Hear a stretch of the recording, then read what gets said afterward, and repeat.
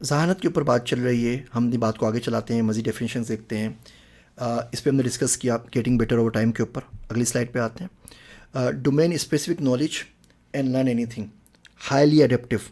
जो हम बात करते हैं आर्टिफिशियल जनरल इंटेलिजेंस की, बेसिकली वो ये बात है कि डोमेन स्पेसिफिक नॉलेज से आपको उस नॉलेज की तरफ जाना है जिस पे हम बहुत सारे प्रॉब्लम्स को एक साथ सॉल्व कर सकें।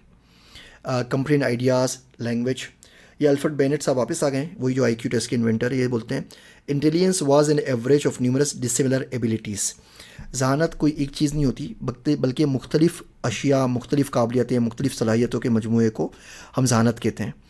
इस कड़ी की हम ये आखिरी स्लाइड देखते हैं डेफिनेशन के ऊपर कि इन तमाम को देखने के बाद क्या ये मुमकिन है कि हम किसी एक डेफिनेशन के ऊपर इत्तेफाक कर सकें, इन तमाम चीज़ों को किसी एक डेफिनेशन में कंबाइन कर सकें। अब जो हमने पिछली डेफिनेशंस देखी हैं उसमें आप देखें तो उसमें कुछ प्रॉपर्टीज़ हमें कॉमन मिली हैं। मिसाल के तौर पे a property that an individual agent has as it interacts with his environment. अच्छा, तो एक एजेंट हमारे पास होगा जो इन्वायरमेंट के साथ इंटरेक्ट कर रहा होगा।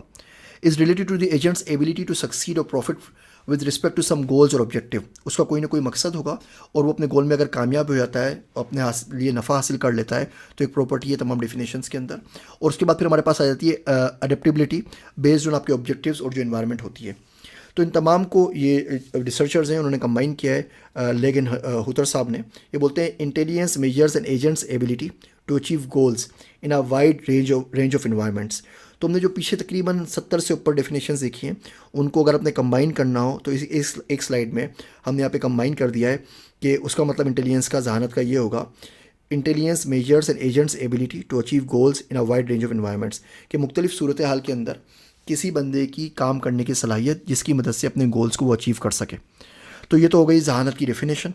यहाँ पे इस लेक्चर को हम क्लोज़ करते हैं, ये मॉड्यूल अभी ख़त्म नहीं हुआ है। अब आप आगे जाके मज़ीद इस पर बहस करेंगे कि क्या जहानत को डिफ़ाइन करने का, उसकी तारीफ़ करने का क्या यही तरीका है, या जो हमें ये वो तरीके हैं जो हमें किताबों से मिलते हैं, आर्टिफिशियल इंटेलिजेंस की और कोर्सेज से, लेक्चर्स के अंदर हम सुनते हैं, पढ़ते हैं, पॉपुलर मीडिया इसके ऊपर बात करता है।